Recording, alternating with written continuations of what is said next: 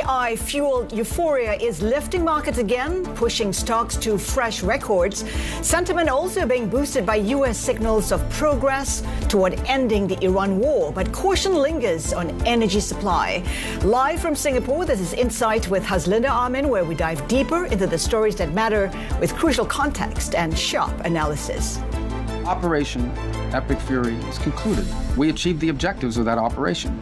I'm not going to, we're not cheering for an additional situation to occur. We would prefer the path of peace. Marco Rubio declaring Operation Epic Fury is over, while President Trump says his so-called Project Freedom has been paused. Despite U.S. signals of progress, the Strait of Hormuz remains blocked and Iran is still defiant. Meanwhile, markets are more focused on the AI boom, with that rally pushing Taiwanese stocks to the cusp of overtaking India in market capitalization. The hyperscalers are shaking up global bond markets, with Alphabet raising about $17 billion in euro and Canadian dollar denominated notes. We'll ask Goldman Sachs Asset Management's regional head of global fixed income how the AI-driven rush for cash is reshaping bond markets.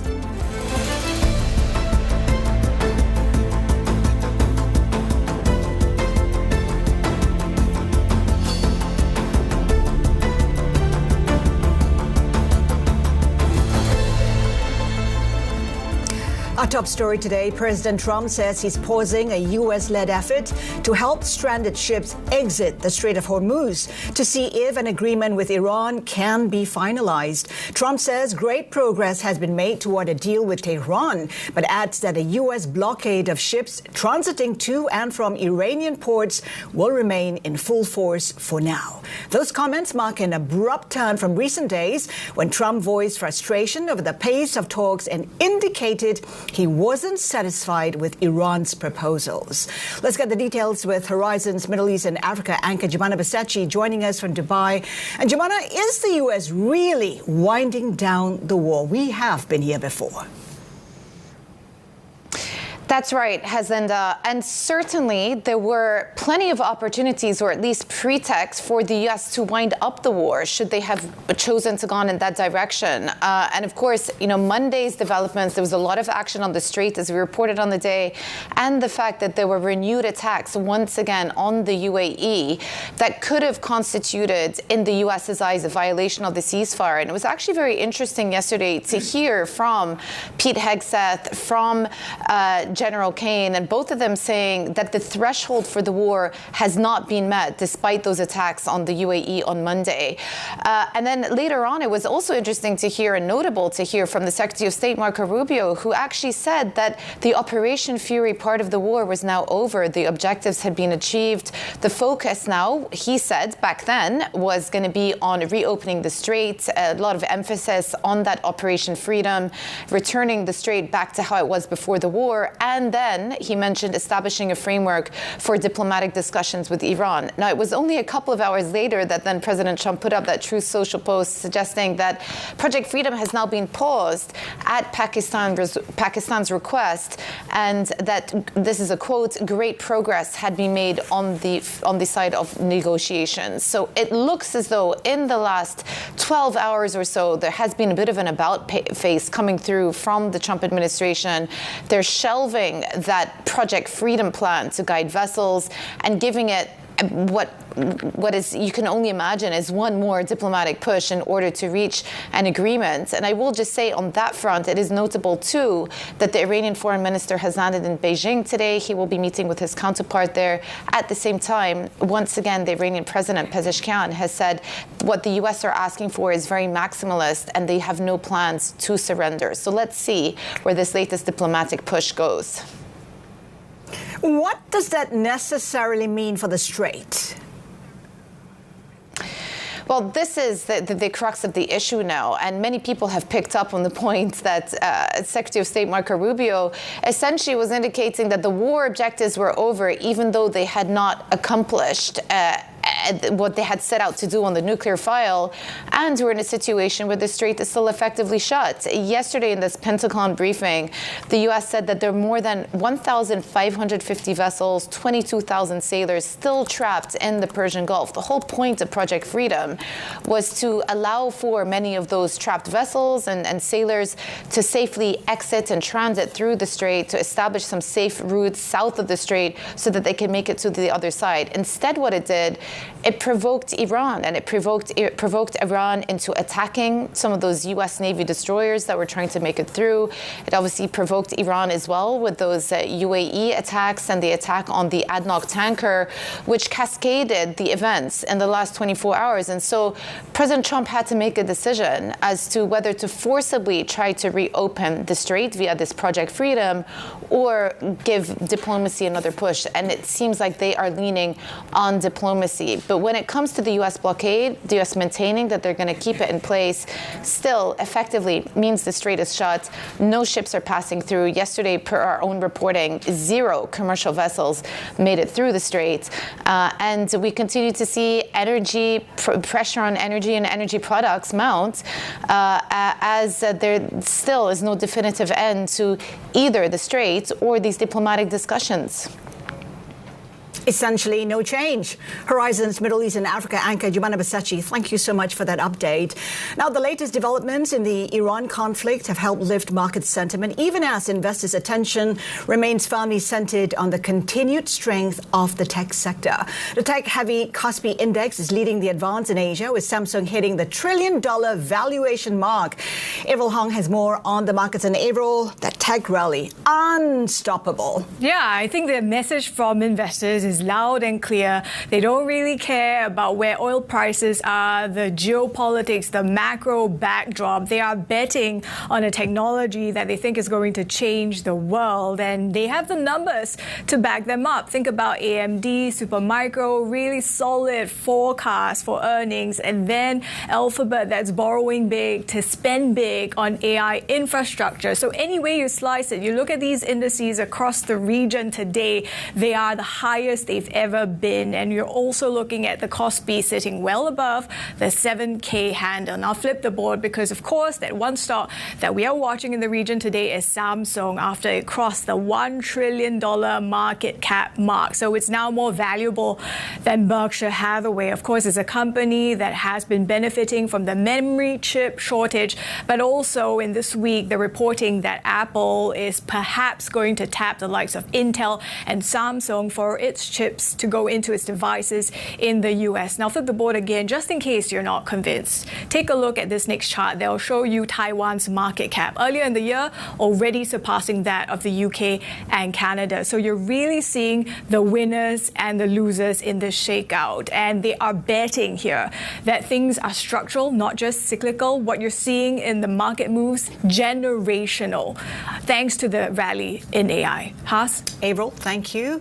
Staying on tech, Alphabet is said to have sold its biggest tranche of euro-denominated bonds and its first Canadian dollar notes, raising nearly $17 billion. Sources say it priced bonds worth 9 billion euros and also raised 8.5 billion Canadian dollars from a 4-part sale. The deals work out to be cheaper than if the company opted to issue in US dollars amid the decline in euro and Canadian dollar cross-currency swaps. Alphabet, along with other big hyperscalers like Meta, Microsoft, Amazon, plan to spend as much as $725 billion this year on AI data center equipment, as well as other capital expenditure. Our colleagues from the Bloomberg Markets Live team argue that we may see more issuances abroad as syndicate desks sniff out cheaper funding. Let's get more with Salman Niaz, head of global fixed income for APAC ex-Japan at Goldman Sachs Asset Management. Salman, good to have you with us. So this is a new trend and a trend that's likely to accelerate.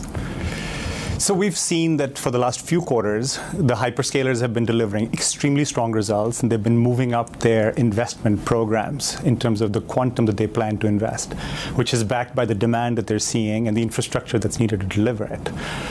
So you raised a very fair point. So this year already, the hyperscalers have raised north of $150 billion. About a third of that, a little less than a third of that, has been in non-US dollar currencies. So they're tapping various sources of funding because this build-out program is not just a US-focused program, and their business is also global in nature. So it makes a lot of sense for them to try to match. But also US dollar denominated is pretty crowded, no? We don't think so. We don't think so. I mean, there's significant opportunities for us to invest in. In fact, if you take the 150 plus billion that's been issued by hyperscalers and you add in the bond market borrowing that's come on the back of these hyperscalers with companies looking to build infrastructure, and you add all of that up, that adds up to about 250 billion between high yield and investment grade markets. And we think that's being digested just fine. And part of the reason there, from our perspective, is that the yields of investment grade market are at a level where it starts to make a lot of sense for investors to lean in. You know, if you look at the last 25 years, every time investment grade yields have been above even 4%, today they're close to 5.25%, only 1 year you've had a negative 12-month rolling return. So that kind of leans in to asset allocators and investors' attractiveness for that asset class, which is why this is getting absorbed. And to your other point, which is this too much? Will there be indigestion? We looked at the last 25 years of net supply data in the investment grade market and plotted it against excess returns the year after that issuance came. There was no correlation. In fact, higher net issuance was also correlated equally with positive excess returns. So I guess it's a way of saying when the market is open, the market has a view and it wants that paper, and that's kind of what we're seeing. You know, with $725 billion of capex program from these 5 hyperscalers, which 12 months ago was a significantly smaller number estimated by their guidance and the market estimates, we think it will continue to grow up. But that's the thing. The guidance in terms of capex keeps growing phenomenally. At what stage will there be indigestion in the market? I mean, what could lead to that? So it's never enough, this spending in investment in AI. I think it's a very fair question. You know, the answer only becomes clear in hindsight, but when we looked at the years where you had the largest growth in the investment grade market on a net issuance basis in the last 25 years, it would suggest that they could issue significantly more from here before the market starts to think about indigestion risk. You know, the other aspect of these issuances that are coming in different currencies, but also in the US dollar market, is that they're offering a little bit of cheapness to their existing curves. And the market's gobble is maybe too strong a word, but the market's really excited about these issuances. Part of the reason there is when you look at these companies, their net leverage on average is less than 1 times earnings or one times EBITDA or cash flows. So there's significant room for leverage capacity before the market even starts to worry about credit quality issues here. So no worries for the USD, Canadian dollar, euro, any other currencies you think that might make sense? I think those are the big currencies. You know, closer to the region, we've seen a little bit more activity in some of the local currency markets, as you know, in the CNH market, in the Aussie dollar market. But these markets are not deep enough to do large size issuances for these hyperscalers yet. I mean, we just saw, you know, Google issue over $15 billion, Meta issued $25 billion. You know, this year we've issued over 150, as I mentioned. Maybe the yen market starts to open up a little bit, but I think we have to see. It's always about the ROI. Is there any risk there at all? I mean, are we so complacent? Are we too optimistic that you should kind of like pull back and perhaps reassess? Look, uncertainty is the crux of your question, and we're not sure exactly how this is going to play out. There is initial signs of the ROI starting to come through, which we can see to some of the disclosure from hyperscalers, but there's still a lot of uncertainty, and that's what growth investors are much more focused on, because from a credit standpoint, we're looking for ability for the company's cash flows to pay us back with certainty and allow us to sleep at night. So we have confidence around that return. From a credit standpoint, not yet worried.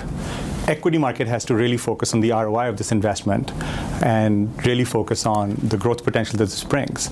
You know, when we pencil in numbers even without growth for any ROI on this CapEx around AI, you still end up with a fairly strong capital structure for the IG companies. When it comes to the fixed income and bond market, I mean, people are piling into investment grade, obviously, given the circumstances. Is that getting crowded? Is it logical, or is this herd mentality that may unravel? Yeah, no, look, I think if you look at the set of circumstances today, inflation, short term, a little bit of uncertainty to the upside. Medium to long term, fairly well hinged. Growth, some uncertainty given the energy shock, and disparate, sort of dispersed across the world. And when you look at the rate market, which is a big part of the investment grade return, that's taking the brunt of that volatility because there's no perceived credit issues in that market. But when you sort of roll that back and say, okay, how do I position myself with these sets of risks? The first question you have to ask is, does the rate market have capacity to protect you against growth shocks? We think it does. We think potentially in certain markets up to 200 basis points of growth protection is there in the rate market. So when you look at that and you're thinking about balancing your portfolio with growth in your equities or high growth markets, and then you're trying to create sort of that buffer or income with some protection, we think that's where kind of investment grade market with a 5-year type duration kind of fits in quite nicely, because you get a higher carry than the rate market, so it gives you a little bit more protection. You're earning 5.25%, 5.5% in the US IG market, global credit market similar. And so that balance of risk of growth versus your carry kind of balances out nicely in the larger portfolio.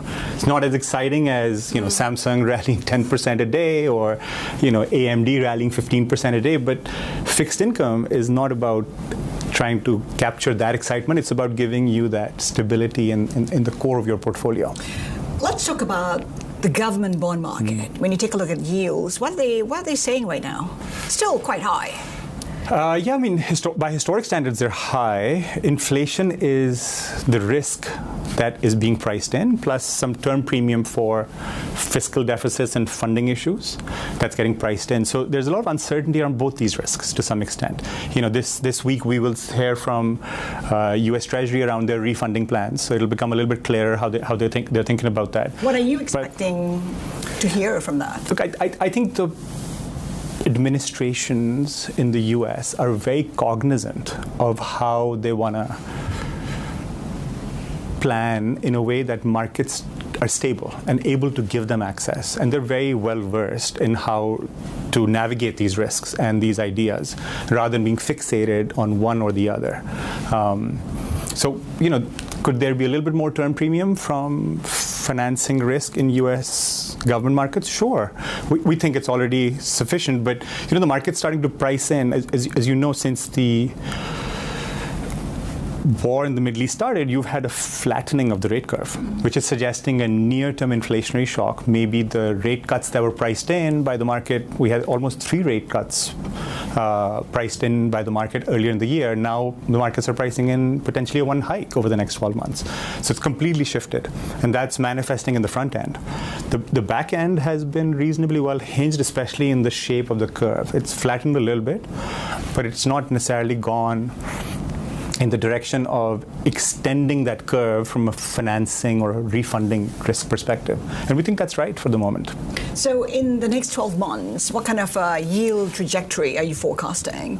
I mean, if you take a look at 30-year yields, I mean, was hovering at about 5, now close to 5 still. Yeah, pretty much the same story for the UK 10-year. Yeah, so our view is generally where rates are, they're going to be range bound.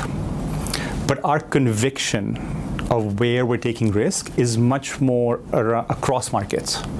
So rather than taking directional rate views, given the dispersed nature of macro markets and the volatility as a result of changing fiscal dynamics, growth dynamics, but also technicals in the market. There's a lot of algo and technical trading going on in the macro markets.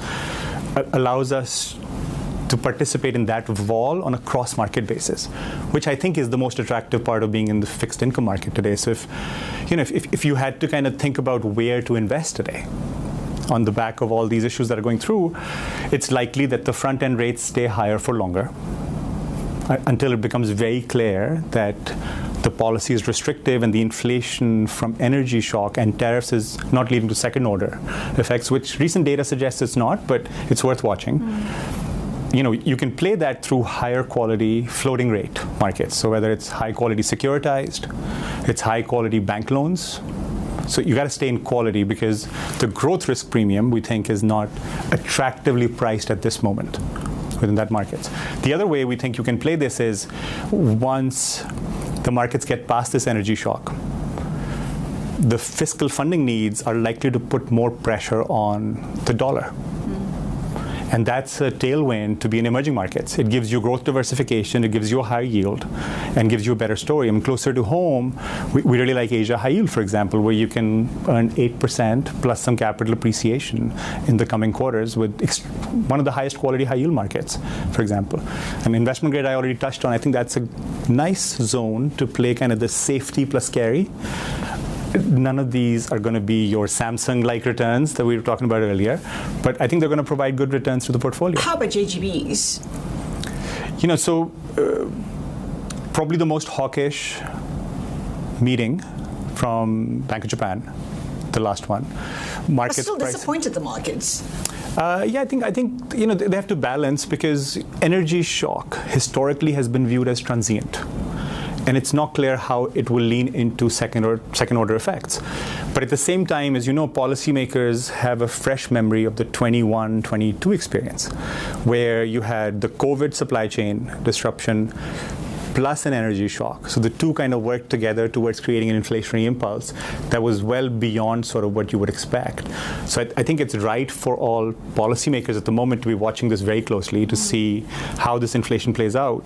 I mean, you heard from the ECB that they are starting to think that the inflationary impulse from energy is not leading to second-order effects.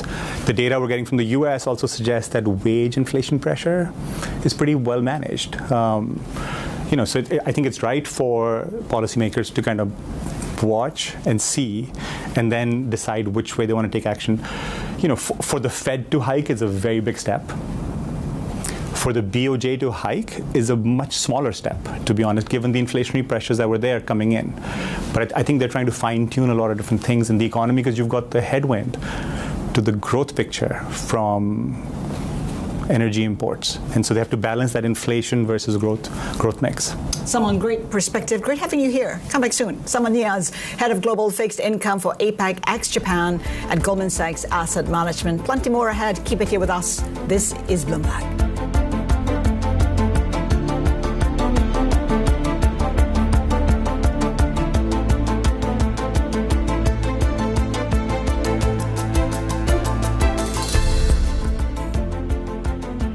Welcome back. You're watching Insight. Let's do a check on how oil prices are doing at this point in time. We know that crude oil, WTI, also on a downward trajectory. Brent crude down about 1.3%. New York crude also lower by more than 1% on the back of Trump's comments. He says great progress being made with Tehran for a final agreement. We're seeing reaction also in the stock market. We're seeing gains for the benchmarks here in Asia. MSCI Asia-Pac Index up 1.8% on the back of Trump saying Project Freedom is paused for a short time.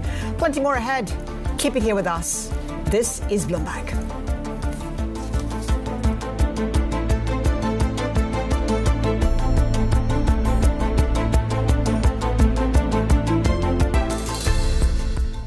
Operation Epic Fury is concluded. We achieved the objectives of that operation. I'm not going to, we're not cheering for an additional situation to occur. We would prefer the path of peace. Welcome back. You're watching Insight. That was U.S. Secretary of State Marco Rubio declaring the offensive operations phase of the Iran war over. After those remarks, Rubio's boss also struck a more conciliatory tone. President Trump saying he's pausing a U.S.-led effort to help stranded ships exit the Strait of Hormuz to see if an agreement with Iran can be finalized. Meanwhile, in Beijing, Iran's Foreign Minister Abbas Araghchi has met with China's top diplomat in a visit, placing their close ties in focus just days before Trump is scheduled to arrive in the Chinese capital. Let's get further insights with our next guest, who believes Iran is locking in Chinese positioning before Washington has the opportunity to shape that conversation on its own terms. Joining us is Toronto Metropolitan University's Maral Karimi, whose focus is on the potential for regional escalation and the internal dynamics of the Iranian regime. She's also the author of the Iranian Green Movement of 2009, Reverberating Echoes of Resistance. Maral, good to have you with us. So that visit to Beijing, how significant is it? How much can be achieved by Iran? Well, it is quite important that Iran's foreign minister, Abbas Araghchi, is in China right now, just ahead of Trump and China talking on around May 14th, I believe. Iran is trying to figure out and strategize, obviously, with China to understand where they stand, and also to, kind of make a game plan, because as you can see, Trump and his administration are consistently inconsistent. Just yesterday, Donald Trump on Fox News said he threatened Iran, essentially saying that he is going to delete them off the face of the earth, or, some such rhetoric. And today, he says that Marco Rubio says that Operation Epic Fury, which essentially launched the war with Iran, has ended, and then Trump takes a different tone, kind of saying that the Project Freedom of navigation, which was their kind of plan to accompany ships safely, quote unquote, throughout the Strait of Hormuz, is also on pause. So that is kind of you have to understand, Trump is ending this Operation Epic Fury without achieving any of its stated goals, such as there is no regime change in Iran. Iran's missile programs haven't changed. Iran's nuclear program hasn't changed. Right. The nuclear file has actually been pushed to the back burner for now, it seems. And but most importantly, what has changed is Iran now has almost full control over the Strait of Hormuz. And today, Iran they established a new organization called the Persian Gulf Strait Authority, referring to the Strait of Hormuz, which is essentially its way of collecting tolls and exerting control. And you have to understand, it is this authority, right, this new organization, is directly linked to the IRGC, the Revolutionary Guard Corps Navy. So all of that is very significant at this point. Maral, I'm just wondering what you make of the messaging from the U.S. Is it a tactical pause, or is there a diplomatic breakthrough? I mean, how can there be an end to Operation Fury when the blockade is still intact? It does seem like it's a case of no peace, no war. I mean, Friday was the deadline for marked 60 days since the beginning of Operation Fury, which is, as you know, Trump went into this war without congressional authority. And on Friday, it was the deadline for that, and he had to go back to Congress and the Senate and seek their approval. But one could argue that and putting an end to this operation is for optics, because he doesn't have that congressional approval, obviously. But on the other hand, we could also speculate at this point, and that's all we can do with Trump administration, because Trump hasn't achieved what he wanted with the blockade. So, and he is insistent, and he's in a fury and Russia fury to end this war. He always thought it would be a quick operation in and out, and it will be done, and it hasn't happened. So it is also possible that he is planning. He's playing it both sides. One day he comes out and he threatens Iran, and then the next day he takes this conciliatory tone. So it could be diplomatic strategizing as well. How much leverage does Iran still have at this point in time? We know about, 1,500 vessels still stuck in the Strait of Hormuz, 22,000 mariners are still there as well. How much leverage does it have, and could that leverage be boosted by China, and how so?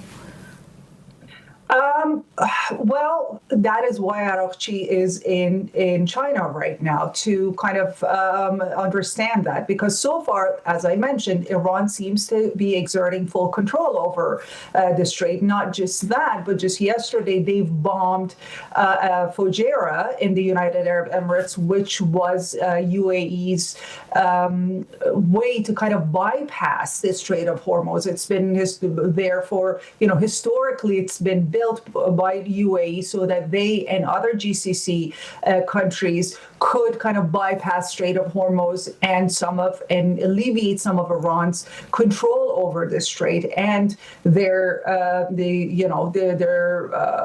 oil. However, Iran seems to be at this point, from what we can speculate, is in full control, and so one would have to wonder how long is China going to go along, and how far they're going to go along with this. And I believe Araghchi is in China right now, trying to kind of come to an understanding with China regarding that, to kind of test the waters even further and come to a resolution with China and see where they stand ahead of their meeting with Donald Trump.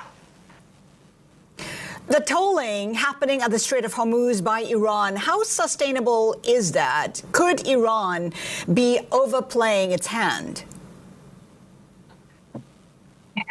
We don't know. That's the thing. And again, I think that is why Araghchi is in China. So far, it seems to be going without, it's going uncontested from the United, not that the United States is the only contestant, the only one contesting Iran's authority right now, but they haven't been successful in kind of establishing their control and their power in the strait and being able to open it regardless of all the threats and blockades, et cetera, that Donald Trump has imposed.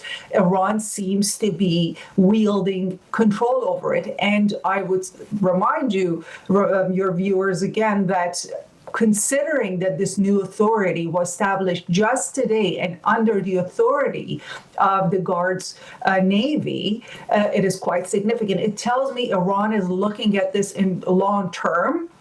There are staff that are being transferred there, and all the staff are under the supervision of the guards. And so that is long-term planning on behalf of Iran. And at the same time, I think another kind of piece of this puzzle has been left kind of unnoticed today. What Lindsey Graham was talking about arming the people of Iran. To me, it's not, although it's always enveloped as this kind of rhetoric, as helping people of Iran achieve democracy and regime change, et cetera, et cetera. The point is the United States hasn't been able to achieve its goals and assert control. And that is one way they're trying to kind of get as much help as they can from the people of Iran. Because remember, the goal was, the strategizing from the beginning was that the United States and Israel would attack Iran, kill the senior Khamenei, and when the supreme leader dies, people will rise up and it will be over. But that has not happened. Right. You've talked about how Iran's diaspora is deeply divided. How is that shaping the narratives? Well, it depends on which side of the spectrum you are and which government we're talking about, which policy we're talking about. The Hawks and the Trump administration and also Netanyahu's government are using the far-right fringe Iranian opposition, those that are pro-Reza Pahlavi, the former crown prince, want war, and they want the regime to be toppled and instead for the former monarchy to be established. And then there are those that are pro this Islamic Republic, albeit with certain changes. And then there's also a third segment in this, which I think often gets overlooked, though within Iranian studies, we call them the silent majority, who don't want war, but don't even stand at the same time with the Islamic Republic. So depending on which government we're talking about, they take the part of the diaspora, the rhetoric of that part of that segment of the diaspora, and they present that as the voice of Iranian people. When it comes to Iran's internal political dynamics, what is the Western media still getting wrong in its understanding? Well, I kind of alluded to that a moment ago. The Western media, depending on their own policies, continue to misread Iran, as in they overlook that silent majority. Not because they haven't been voicing their opinions, but because their opinions have been silenced. They want democracy, they want more freedoms, they want more independence, but at the same time, which would not be happening while this regime is in power, but at the same time, they value their sovereignty. And so the Europeans and Americans, I would say the global North generally, picks the segment of the diaspora that suits their foreign policy. Trump administration wants to go with the loud pro-Pahlavi, flag-raising crowd, and the Democrats and some other European nations want to go with, look, these people all like their governments, they don't want war, and that's majority, that silent majority, kind of gets overlooked. Maral Karimi, instructor at the Toronto Metropolitan University, we thank you so much for your insights today. Now, the standoff in the Strait of Hormuz has effectively removed millions of barrels of oil from global markets each day, draining emergency stockpiles and exposing just how fragile the world's energy supply chain really is. Bloomberg Originals has been looking at what it will take to fix the oil market. Here's a preview. The oil market is no stranger to price shocks. This particular war and the scale of disruption that we're seeing is truly unprecedented. There's been something of disconnect between the futures market and the physical market. And when you think about the physical market, that's real barrels changing hands. Values in the physical market have actually been at times $20, $30, $40 more than where futures prices have been. We're losing as much as 14, 15 million barrels a day every single day that the Strait of Hormuz is blocked off.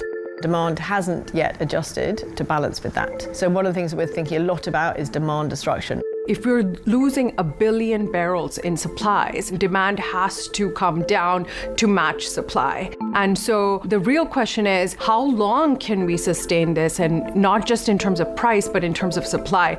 Consumer behavior has to change to match the supply loss. In other crises, what you would traditionally expect to see, if there's a shortage, then OPEC can step in and increase supply and help bring down prices. In this case, a lot of the damage has been on OPEC assets. The big producers are stuck behind the Strait of Hormuz.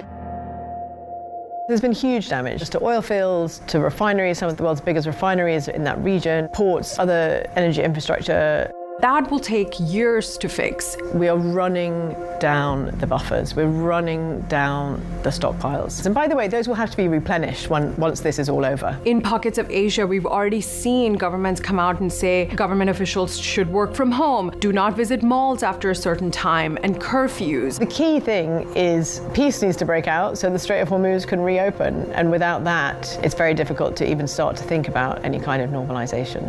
It's going to take weeks in some instances to get the oil flowing where it's perhaps most needed. The effects of this war will be felt on consumers and for all of us, really, for years to come. And subscribers can watch that full documentary now on the terminal or on our website, Bloomberg.com. You can also find more from Bloomberg Originals on their YouTube channel. Meantime, India has just kicked off its trading day. Let's do a check on how it is looking from the get-go.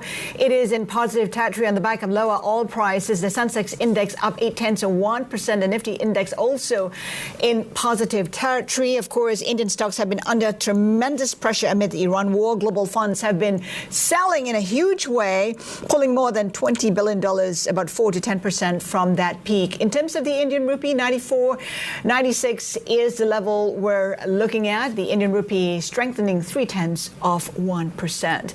We're also keeping an eye on airline stocks in India, after the federal cabinet approved a nearly $2 billion loan guarantee plan to help carriers and other businesses cushion the impact of higher fuel prices.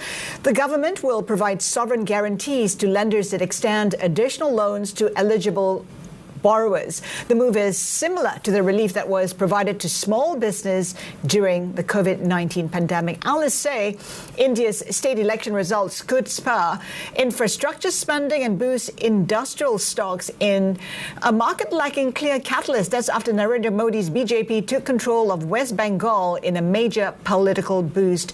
Our senior Asia equities reporter is Abhishek Vishnoi. Abhishek, how is the BJP's win in state elections boosting industrials when manifestos are geared a bit towards populism? I mean, so, one thing is not coming at the expense of other. And this is not a new theme. It has been a theme since Prime Minister Narendra Modi came into power. The capex-led stocks is what India's story started to getting famous for, apart from its wide and varied consumption market. So this story is sort of making a bit of a comeback.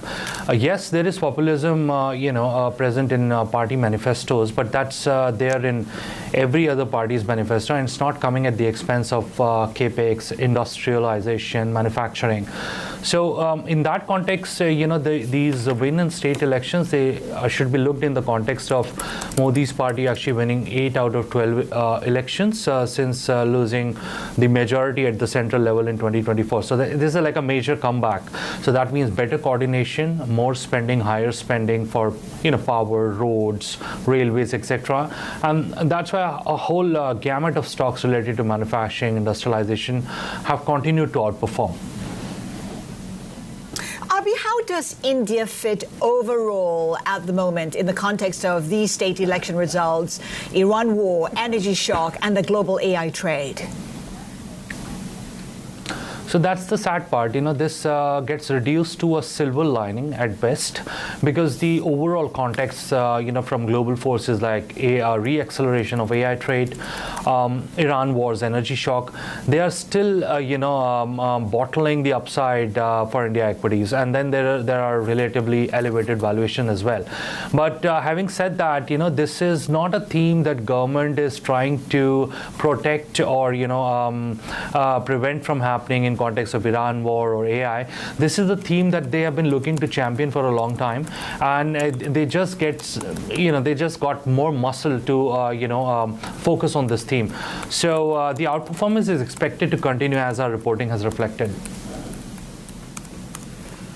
Abhi, thank you. Bloomberg Senior Asia Equities reporter Abhishek Vishnoi there. Still to come on the show, Anthropic threatens fresh disruption in financial services, launching a range of new AI agents. We have details just coming up. This is Bloomberg.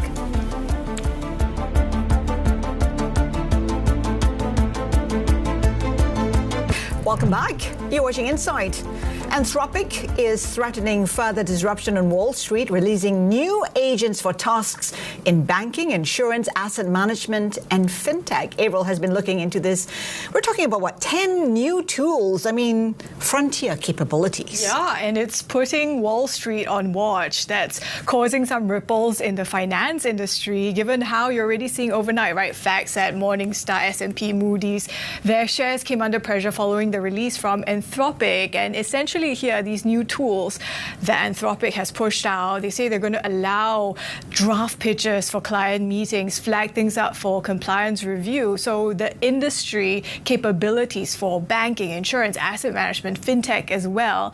And of course, the market reaction that we saw is a bit of a reminder of this apocalypse that we saw Anthropic really playing a role in already earlier in the year. So as some of our colleagues have highlighted, Anthropic is coming for Wall Street. Well, it is coming for Wall Street and us, I think, in a way. I'm just wondering, is it a reflection of how it is positioning itself, especially against competitors like OpenAI? Yeah, so this is another sign, I think, of Anthropic broadening its influence beyond Silicon Valley. And now we hear how its executives are talking about finance as a great blueprint for knowledge work. So you can really see the direction they're stepping towards. And of course, this is coming against the backdrop of finance really having a lot of potential for these AI-related tools as they look to expand their capabilities. They show they can handle all these tasks. And of course, for Anthropic, it's also a way in which it's competing with OpenAI. They both have to show they are bolstering revenue ahead of eagerly anticipated IPO. So I think that's also what's at stake when it comes to some of these AI firms. And of course, it is expanding its partnership with Google. I mean, what does that entail? How might that play out? Yeah, I think it's worth noting that they are both rivals and investors in each other. The information is reporting that they're going to invest $200 billion in Google Cloud and chips over 5 years. And it's a sign that I think Anthropic sees enough AI demand for its products that it wants to build on whatever computing capacity. So it's banking on this immense popularity. Better together. Avril Hong, thank you so much for that. Now, before we go, here's a look at tomorrow's show. We'll be unpacking PB Fintech's quarterly results and outlook in an exclusive interview with the Indian fintech company's CEO, Yashish Dahiya. And the chairman of Rockefeller International, Richard Sharma, will be giving us his market outlook amid hopes for de-escalation in the US-Iran war. That is it for Insight. Horizons Middle East and Africa is up next. Keep it here with us. This is Bloomberg.